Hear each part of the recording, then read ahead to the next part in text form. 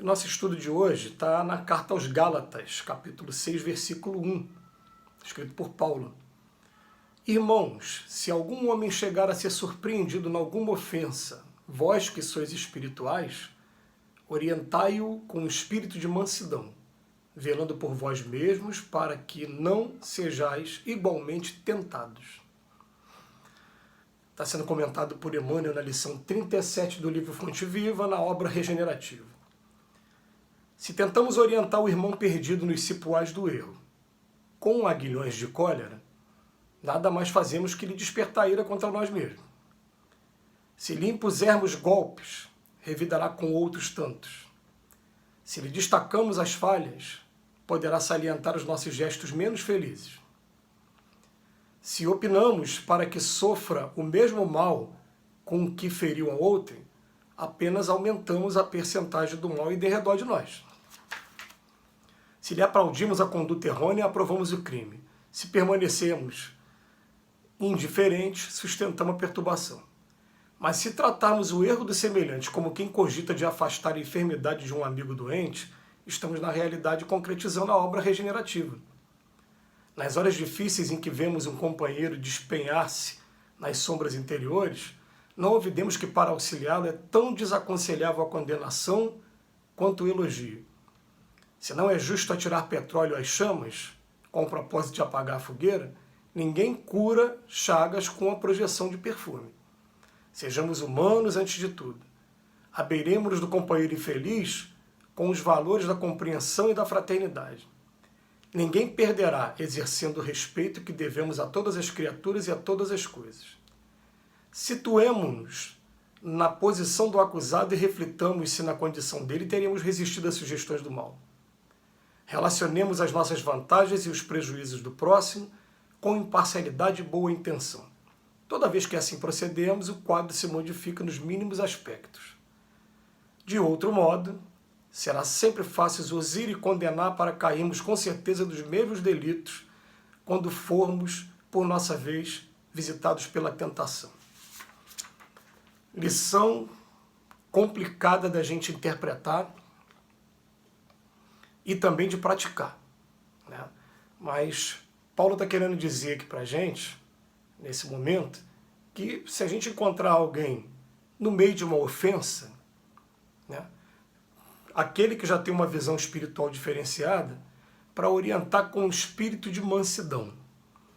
Mas Emmanuel, de maneira muito humana e até muito sábio, ele vem lembrar para a gente umas pesquisas que a gente até andou acompanhando, né, que normalmente, depois do marido ou da esposa cometer um erro, quando o outro cônjuge chega para você ainda te acusando, querendo chamar sua atenção, parece que a pessoa fica 10 vezes mais nervosa com aquela orientação do que se tivesse apenas cometido o erro.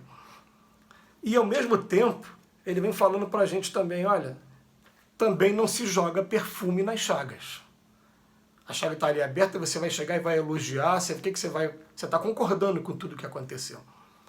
Então, manda a prudência que no momento em que uma situação de conflito esteja acontecendo, a gente guarde em primeiro lugar o equilíbrio, a calma e no primeiro momento, enquanto a parte instintiva está falando alto, é bom até a gente ficar mais calado, ou então que das nossas palavras só saia aquilo que seja nem para condenar, nem para concordar, seja apenas para poder pacificar o que está acontecendo naquele momento.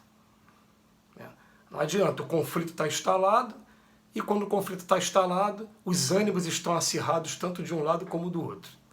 Naquele momento, a gente interferir de maneira parcial, a gente pode estar atrapalhando, como diz aqui o Emmanuel.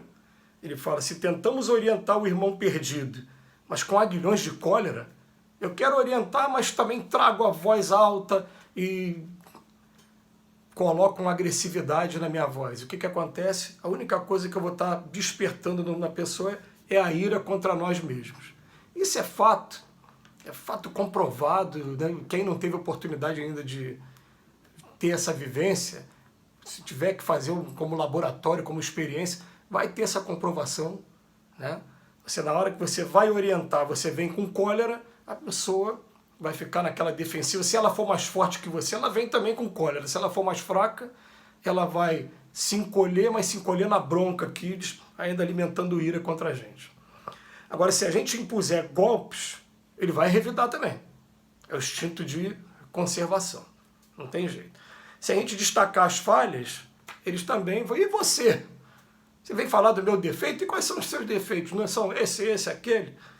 Agora, se opinamos para que sofra o mesmo mal que feriu a outrem, a gente falar assim, tomara que aconteça com você. O que acontece com ele? Apenas aumentamos a porcentagem do mal em redor de nós. Emmanuel vem trabalhando o que normalmente acontece e que não resolve nada, só atrapalha cada vez mais. Se lhe aplaudimos a conduta, aprovamos o crime, mas se permanecemos indiferentes, sustentamos a perturbação. Aí ele tem uma frase aqui que ele fala pra gente, sejamos humanos antes de tudo. Então, naquele primeiro momento, você está vendo o conflito instalado? Dependente de quem esteja certo ou quem esteja errado, vamos dar atenção às duas partes. Se a gente for uma das duas partes, então, a gente pede naquele momento através da prece, ou então se retira do local, que às vezes a gente precisa também dar uma respirada também, né? Sair daquele ambiente, para a gente poder recobrar o nosso equilíbrio. E aí sim, a partir daí, quando agora a inteligência começa a tomar o lugar do instinto, o instinto a gente não tem para onde correr, né? Quando joga uma coisa na nossa direção, a gente pisca os olhos, se esquiva, o instinto. Tá? Então, naquele primeiro momento que você está se sentindo injustiçado, é natural as reações, principalmente no mundo como o nosso, a gente ainda extravasar emocionalmente de alguma maneira. Pode ser fisicamente, ou agredindo, ou repelindo a agressão, se defendendo da agressão. Ou pode ser através de palavras, quando a gente apenas emite algumas palavras agressivas, que pode ser até palavrões, né, dependendo da pessoa. Ou pode ser por pensamento. O que Paulo está querendo dizer para a gente aqui, e Emmanuel está trazendo também para a gente, é que se a gente já tem essa visão espiritual, vamos respeitar a limitação de todas as pessoas. Às vezes é muito comum a pessoa terminou de fazer uma coisa errada, ela às vezes sabe que está errada, ela também está chateada porque ela fez errado. Aí você chega do lado dela, mas por que você fez isso? Ao invés de você estar ajudando, você está alimentando mais a ira daquela pessoa. Espera que naquele momento a pessoa acalmar, mostra para ela, meu irmão, você é humano também, você é humana também. Então acalma agora, vamos através do recurso da prece buscar o nosso equilíbrio de novo, vamos voltar ao normal, perdoa, pois, a quem te fere e te calunia, né? Se soubesses quão terrível é o resultado do nosso desrespeito às leis divinas, jamais nos afastaríamos do caminho reto. Está dizendo aqui, se o egoísta contemplasse a solidão infernal que o aguarda, os relatos que tem daqueles espíritos que acham que são donos da verdade e que na verdade não tem amigos nenhum quando chega do outro lado da vida, uma solidão danada porque ninguém quer dar atenção àquela pessoa. Ele é o dono da verdade, ele acha que ele tem que dar a última palavra, e aí ninguém vai dar atenção àquela pessoa. Passa uma situação muito triste, muito complicada. Então ele vem colocando aqui pra gente, se a gente já tem, né, já tem de alguma maneira essa visão espiritual, essa visão de querer ajudar, vamos colocar com o espírito de mansidão. A gente fica, mas meu Deus, como ter mansidão no momento de uma briga? Né? Ou você entra para tentar separar se for uma pessoa muito querida sua, ou você não entra, pede ajuda. Mas o que a gente sabe com toda certeza através do relato dos espíritos é que quando a gente entra numa prece fervorosa, pede ajuda ao invisível, que a gente não está vendo, aos espíritos, a ajuda chega. E a coisa, vocês podem ter certeza absoluta, teria sido pior depois o resultado do que se você não tivesse pedido ajuda. Então vale a pena a gente fazer os nossos pedidos de ajuda, vale a pena a gente procurar nesse momento conter os nossos ânimos e também não ficar se condenando, não, gente. Porque todo mundo aqui é humano e é uma característica de todos, sem exceção aqui na Terra. A gente ainda tem esses ânimos inflamados. Estamos aprendendo a nos conter, estamos obtendo progresso. Obrigado pelas luzes aí que chegam até a gente, igual o Emmanuel aqui nesse caso e Paulo de Tarso. Que Jesus nos abençoe hoje e sempre.